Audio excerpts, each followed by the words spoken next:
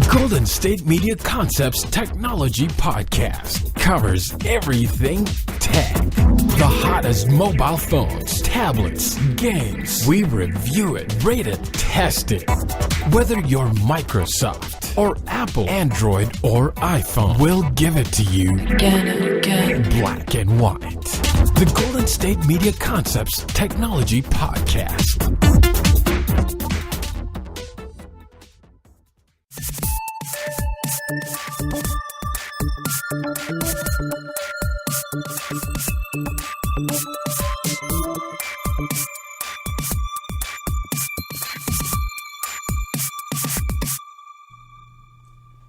Hello everybody, this is Jay, back with another episode of the GSMC Technology Podcast, brought to you by the GSMC Podcast Network. So we have some really cool, really exciting stuff to talk about this episode, so let's just jump right into it. So there's a new company called Flexit that lets you play for gym time by the minute, allowing you to walk into a nearby gym when you're traveling, for example, and slam out 30 minutes of sweet glute action before dinner.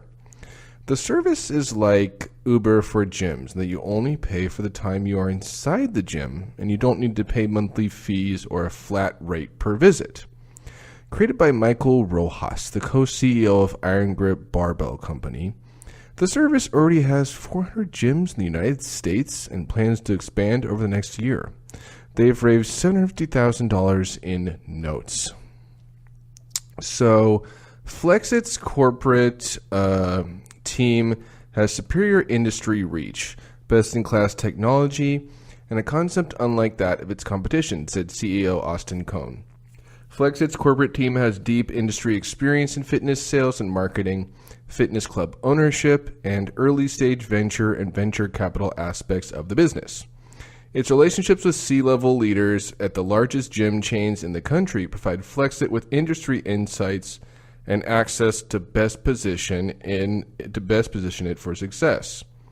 These relationships have resulted in Flexit having onboarded a meaningful club base at a faster rate than any of the competition. The fact that Rojas has been selling barbells to gyms for 26 years definitely helped them scale up, and the company has gyms in New York, DC, New Jersey, and Illinois, as well as 3 other markets. They are launching an 8th market in 2 weeks. Rojas has found that most modern gyms are amenable to the idea, and they're offering everything from classes to personal training via the app. Because it is paid by the minute, they also get interesting new data that traditional gym membership plans don't offer.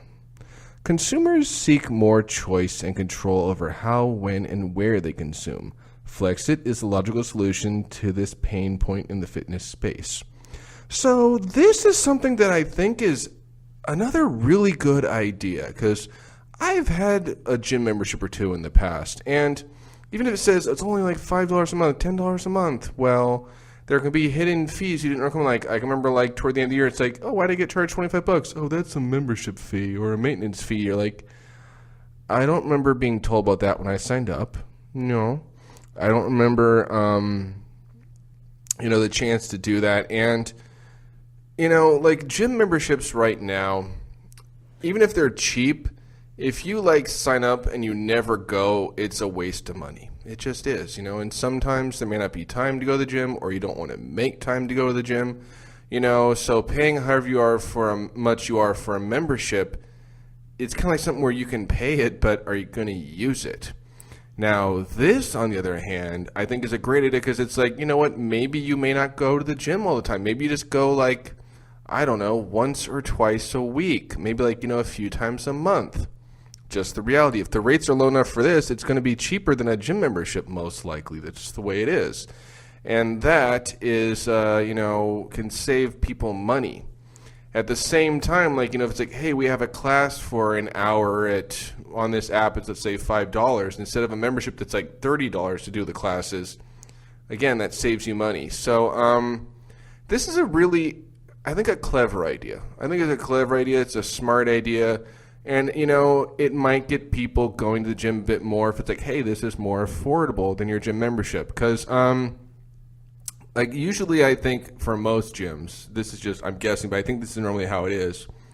You're not going to just get a membership fee. It's going to be for you, for your wife or girlfriend, maybe your kids if you have kids, and that can add up really quick, right? It's just the reality. I know when I was, my family was a member of a country club when I was growing up, like you actually had to like sign up for a class just to learn how to use the equipment. You couldn't use the equipment unless you took this. Like they'd say, have you had this? No, they need to get out. So, and some of the machines are like that, to be fair. Like there's like, hey, if you don't know how to do it correctly, you're just going to hurt yourself. It's just the reality. And you don't really want to do that. That's not really a good idea. So you want to know how to use the machines. And, like this, I think this is, I wonder, now what makes me wonder is why hasn't someone thought of something like this before? I really wonder that. Like, it sounds like this is such a great idea. Why is this the first time I'm hearing of something like this? It's like, because apps are big. They've been around. They're not a brand new thing per se. And Uber and Lyft, do really, really, really well. I mean, they've kind of taken over taxis, in my opinion. They're cheaper than taxis most of the time, so why it took so long for someone to think, hey, let's do an app for gym memberships. I kind of wonder why that happened. That's the only real head scratching. That's like, why didn't someone come up with something like this sooner? Because if it gets the gyms, it'll still get them money, which is great. It might get them new customers. And if you find out, hey, a gym has this, you might tell your friends, hey, don't worry about going there and paying 20, 30, 50, however much it is a month. Don't worry about that. You know what? Instead, you can just go ahead and you get this app, which is either a free app or a not expensive app, but it's most likely a free app, I would guess, because most apps are free. And just, find out gyms near you that have it. Go to that gym whenever you feel like it. Like, if you just want to do a quick workout, I just want to work out my upper body real quick, or I just want to work out, for 30 minutes, not be there for 6 hours, then it could be really good for you. If I just want to go to the gym real quick and just sit in the sauna for 30 minutes, or just go on the treadmill for 30 minutes, or just do some upper body or lower body real quick. That sounds like a great way to do it. It really does, because I know in my area some of the gym memberships are $5, $10 a month. But even then, there's hidden fees that they either don't tell you about or you don't see coming when they're coming. And there's different levels. I remember I was a member of one gym, and it's like, oh yeah, it's only this much a month. But if you want to do the classes and use the tanning machines and stuff like that, oh, it's extra.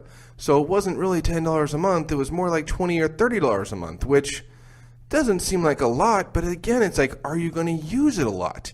If you're not going to use it a lot, then it's just wasted money. It's just the way it is. And country clubs and family gyms are the same thing. It's like, yeah, you can sign up everybody for this, but are they actually going to use it? Are they going to show up and swim there, or play basketball there, or things like that? Or is it just going to be a waste? Heck, when I went to college, we had a really, really nice gym, but it was again are you going to use the gym? I used it for upper body. I never ever used the cardio stuff. I should have, but I just never did for whatever reason. I don't really necessarily have a reason or an understanding why I didn't, but I didn't. That's just the way it was. So again, it's are you going to use that stuff? If you don't, it's kind of on you, and you can't really blame the gyms for it. But it's so this sounds like something, it might get people to the gym more. It'll save them money. And I think it's a good idea. I kind of want to see it come here, because it sounds like right now it's on the East Coast, which isn't anywhere near here as far as I can tell. And I get why they're doing that. They want to fine-tune it, and make sure, hey, is this a good thing, and how is this going, and what can we do better about it, and what, it still needs to be fine-tuned. So I'm okay with that. That's a good idea to do that. I do that, make sure, before you, make it available to everybody everywhere, make sure that, how can we make this better for our customers, right? Because that's really what you want to do. You want to be one reason Uber and Lyft are so big is because I want to say they did something similar. They went, okay, how can we, make this better and easier to use and, and simpler and all that stuff. How can we do all that stuff? And now, it's, to my knowledge, it's everywhere. To my knowledge, Uber and Lyft is available almost everywhere, if not everywhere. And this, app Flexit I think it could be that way one day, I think. But I definitely want to, hear a bit more about it, and maybe is it a free app? Like, how much does it cost per minute? I mean, I'd like to know that information. And like I said, this article doesn't really have that information. So this is something I'm definitely going to keep an eye on, and, might bring this up to a future episode. So we're going to take ourselves a short little break right now, but don't worry, we'll be back in a moment with more technology news. Do you want to be healthier, yet you just don't know what to do? All these shows telling you this and that, but nothing seems to work. Well, listen close. Golden State Media Concepts has got something great for you. The Health and Wellness Podcast dedicated to workout trends, healthy eating habits, diet, and everything about healthy living. Join us in our banters as we help you not just live life to the fullest, but live it to the healthiest.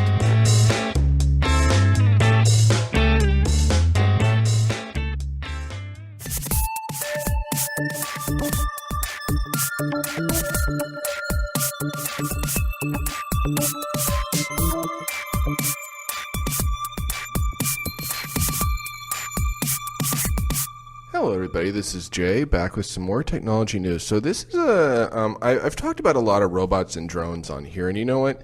This is another one that really, really kind of intrigued me, and I was really, really curious about it. It sounded pretty interesting. So this is a drone that a new drone from the Nimbus Group at the University of Nebraska can fall out of a plane, parachute down, fly to a certain space, dig a hole, hide sensors inside it, and then fly away like some crazy wasp. The goal of this project is to allow drones to place sensors in distant and hostile environments. The system starts on a plane or helicopter, which ejects the entire thing inside of a cylindrical canister. The canister falls for a while, then slows down with a parachute. Once it's close enough to the ground, it pops out, lands, and drills a massive hole with a screw drill and leaves the heavy parts to fly home. Drones can only fly for so long while carrying heavy gear, so this ensures that the drone can get there without using battery and escape without running down to empty. Battery-powered drones have very short flight times, especially when flying with a heavy load, which we are since we have our digging apparatus and sensor system. So to get to distant locations, we need to hitch a ride on another vehicle, said Nimbus co-director Carrick Detweller to Spectrum. This allows it to save energy for return trips. Let's see. So the drone can even sense that the ground is too hard for digging and choose another spot, allowing for quite a bit of flexibility. Given that these things can land silently in far-off locations, you can imagine some interesting military uses for this technology. I'm sure it'll be fine for us humans, though. I mean, what could go wrong with a robot that can hide things underground in distant, unpopulated places and escape undetected? So, yeah, so this sounds kind of interesting. There's a little video here that shows this thing in action. And yeah, it looks pretty simple to use. I mean, I don't know. This is one of those things where I'm like, okay, so I've seen drones that, can latch onto things and pull things up.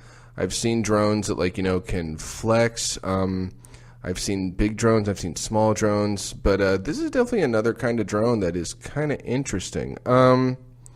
Yeah, I understand where it sounds like this drone, maybe you could end up hiding, I don't know, mines or something like that, which I don't know if that's always a good thing, but it sounds like it's an interesting idea. It's definitely a new use for a drone, one that I wouldn't have thought of before.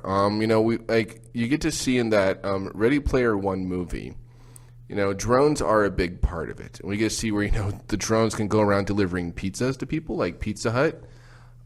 There's a scene where you can see the drones all have explosives on them. They use it to blow up Wade's house, so that happens. So being able to carry explosives. So yeah, drones again are a really big technology. It's something that they're finding new ways and new uses for it, and new things to do with it. And this is something that, I think this would be better for almost gardening in a way. Just hey, you could go, drop down there, pull stuff out of the ground. Maybe this would even be a what would be good for this technology that just popped into my head is maybe use this for like maybe an old minefield where like, hey, are the mines still active or are they not? And maybe just find a way to get the mines out. That way, humans don't have to do it and have the risk of, hey, we're going to get blown up. I hate to say, but if the drone gets blown up, well, it's a drone that gets blown up, not a human being. Someone isn't going to lose a foot or an arm or something like that. That's not going to happen.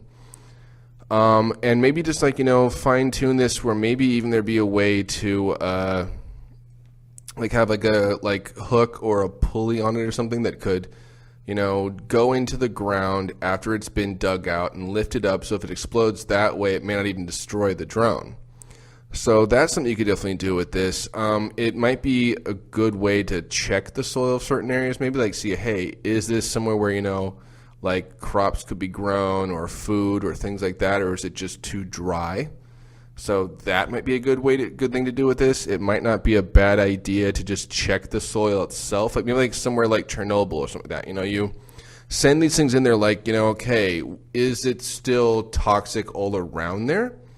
Or is it possible that now maybe some of the land isn't so toxic? I think, to my knowledge, Chernobyl may not be the best example because it's going to be toxic for a very, very, very long time.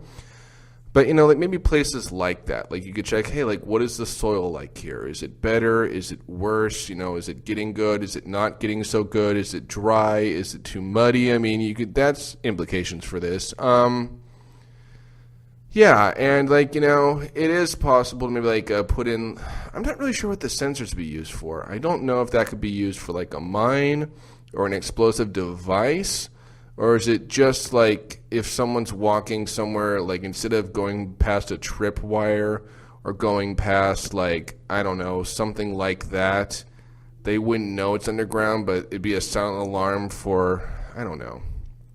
So let's see. So could you use that for maybe trespassers? If someone comes on your land, rather than a bunch of loud, alarms and buzzes and bells and whistles, or something like that, would it just be you're inside and it's a little silent alarm? Maybe you could use it for that, or maybe you could use these sensors for, I don't know, animals maybe come into your yard. I don't know, just so hey, the fox is back or the rabbits are back. Maybe, I don't know.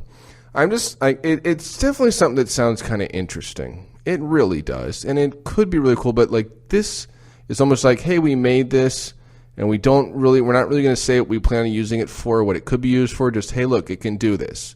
Isn't that cool? And I don't know, kinda, but I don't know. I think if you're making something this, shouldn't you maybe have in the back of your mind, hey, it could be used for this or that or this or this and that or this and this and this and this. Don't you think maybe that's how it should be? I don't know.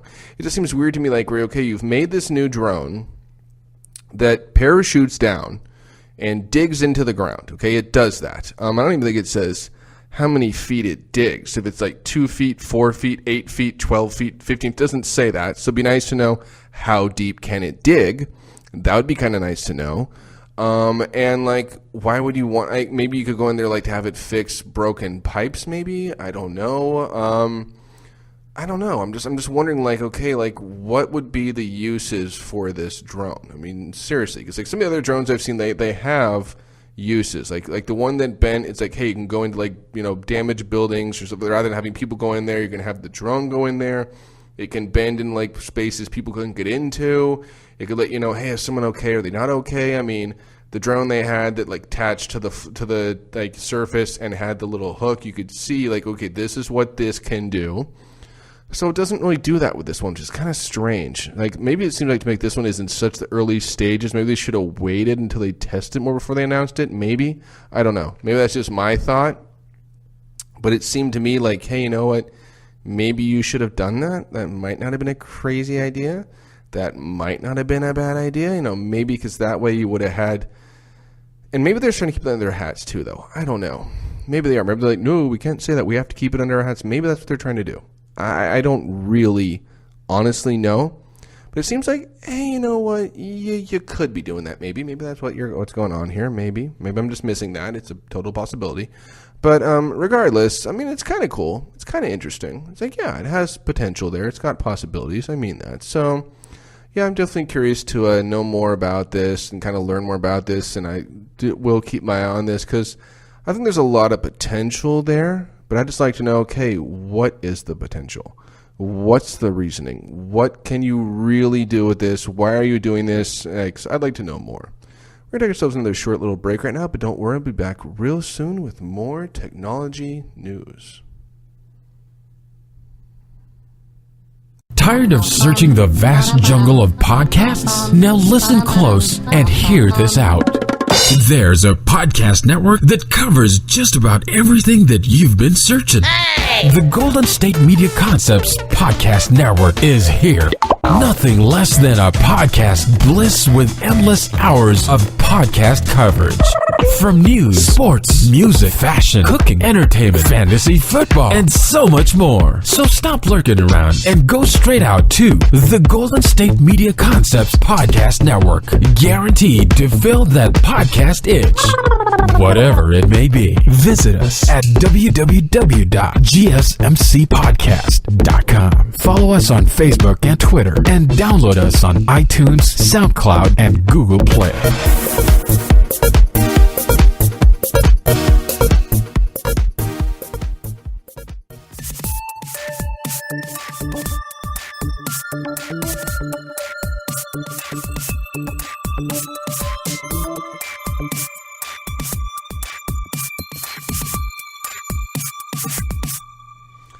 Hello there, this is Jay, back for some more technology news. So, this next one, I've actually talked about it here before, but they actually released a little teaser this time, and it reveals a few things that, I hadn't really heard about this game before. This is called Dragons New Riders of Berk, right? Yeah, Dragons Dawn of New Riders. That's what this game is called. So, the gist of this game is a new heroic dragon and rider are taken to the skies, and only you can help them defeat the evil villains who destroyed a dragon sanctuary created by Hiccup, Toothless, and his dragon riders. When the island of Havenholm is found in ruins, mysterious survivors emerge as unlikely future heroes. Scribbler is a scholar who cannot remember his past, while Patch is a unique breed of dragon, a Chimeragan. With new, unexpected powers they discover along the way. Together they must explore new islands, battle fierce enemies, and recover the memories that reveal Patch's true origin in this fun and fiery new action adventure. So, yeah, what this new little teaser shows, it actually shows Hiccup and Toothless, which I did not even think were in this game. I'm not even joking, but they are. And it looks like it might be the two of them, maybe even before 3, maybe it's. I still don't really know what the timeline of this game is. I'm not sure. It's hard to tell if it's like, okay, is this like long after the third movie? Is it somewhere between the second and third? Is it just between the first and second? I still wonder what the timeline is, and it doesn't really say a lot about it. Not really. It doesn't say a whole lot about, okay, like, what is this game itself about? It just doesn't. So I'm kind of really curious, like, okay, like, what's going on here?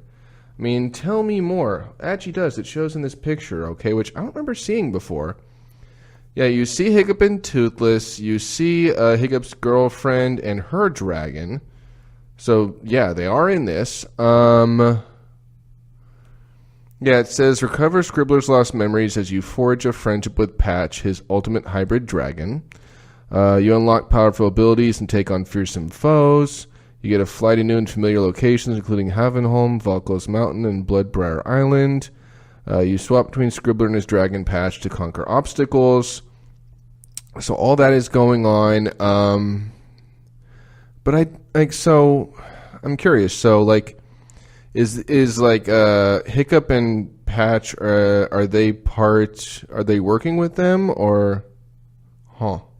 I don't know. I'm just because I can't tell. But it looks like, yeah. So I wonder where the timeline is in this. And I'll admit the graphics for this game aren't bad, but they're not mind blowing either. Not really. I'm like, it's a 2D, side scroller, which I don't know. I almost wonder if for this game would have been a better idea, hey, let's do a 3D adventure, right? I mean, I don't think that would be crazy. I think doing a 2D side-scroller doesn't make a whole lot of sense. It's like, why would you do that? I don't get it. I mean, I can't wrap my head around, with how good graphics are in so many games nowadays. And heck, the graphics in the movies are really, really good. And by the way, the graphics in Hidden Valley or is it Hidden Kingdom, looks unbelievable. It really does. So doing a 2D side-scroller for this game, to me, doesn't make a whole lot of sense. I don't really understand, why would you do that? What compelled you to make that decision? I mean, and there's so much, I guess, still secret about this game that is kind of bothering me. Like, okay, so we don't know the plot. We don't know we certainly know the plot, but not immensely. We don't know the storyline. We don't know who destroyed Havenholm. I mean, was it like rogue dragons? Was it some bad person, because it could be a guy or a girl, controlling them? What is it? What happened? Is it someone we've met before? Is it someone we've never met before? So that's a big mystery. How really expansive is this story? Why is there parts of the story where you fight, powerful dragons? I don't understand that. I just don't know. Looking at this game, I'm like, it looks all right. It might be kind of fun. And is it just one player? Is it two players? Is it up to 3 or 4 players, I wonder? I wonder all of that. I mean, I don't know. I'm just like, this could be an okay game, but I don't know if it's going to be as big as they hope it's going to be. I just don't know. I'm not sure. Because, it just is. It's kind of weird to just go that route. Let's just do a 2D side-scroller. It's like, why? I mean, there aren't many games that should be 2D side-scrollers. Castlevania is probably a good idea. I think they've done 1 or 2 3Ds. It hasn't done that well. Metroid forever was 2D. It was a 2D side-scroller. That's just what happened. Okay? And it was very popular that way for a very long time. Now, don't be wrong. The Prime series is a great series. It really is. They did a great job with it. But, it was also very different. Even in Other M, which wasn't as popular of a game, you could jump between 2D and 3D. You could do that. So, I don't know. I think this game would just look better and maybe I'd be more excited for it if it was, a 3D game with, 360, environments, and you could actually, fly around. I think that'd be a much better game. I really do. It's not like this series isn't doing well. I mean, it is. I mean, come on. It just is. I mean, it's had that show on Netflix, The Riders of Berk, for many, many seasons now. Even if the, third movie's going to be the last, it doesn't mean it's going to be the last of the whole entire series. I mean, heck, they ended Kung Fu Panda with the third movie, but now there's Kung Fu Panda Paws of Destiny. So it doesn't mean that's it, no more of this forever. No, that's not what it means. It just means that right now, there's not going to be any more movies. It doesn't mean the story is over. It doesn't mean, hey, we're never going to hear Havenholm ever again and Hiccup and what. No, we're not. Excuse me. It doesn't mean any of that. So, I don't know. Just looking at this game, I'm like, I want to be excited for it because I do really like the series. I may not have had a chance to watch Riders of Berk, but I really like the movies. The movies have been amazing. They've been great. The cast is wonderful. The stories are great. I mean, it's just been a really good series. It really has. And I probably do need to watch Riders of Berk. Just to be fair, I probably do. It probably wouldn't be a crazy, horrible idea, right? Just the truth. But this game, I'm just like, man, I really don't know about it. I'm like, I don't know if it's going to do that well. Because it's almost like the game is being made for kids. Which, okay, it is a one-player game. That's weird. Okay. I don't know. But it looks like they're just going, hey, this is going to be a game for kids. But the fan base for the series isn't just kids. It's like, no. No, it's not. So making a game that looks like, hey, it's going to be for kids, is like, well, what about the fans who aren't kids? Shouldn't they get something better, don't you think? So I don't know. I want to be excited for this game. I'm just not. It doesn't mean I won't play it. Doesn't mean I don't ever want to play it. It just means, I I'm not that excited, nor am I that pumped for this game. Just not really. It's just the truth. I'm just not, This game is coming out the 15th of February, so it's going to be here in about a month. But I don't know. I'm not that amazed by it. I'm not that surprised. So I don't know. Maybe it'll be better. Maybe it'll be great. Maybe I'm just looking at it the wrong way. Well, that's all we have for this episode for the technology podcast. I hope you had a lot of fun and got to learn some really cool things. But don't worry, we'll be back real soon with more technology news.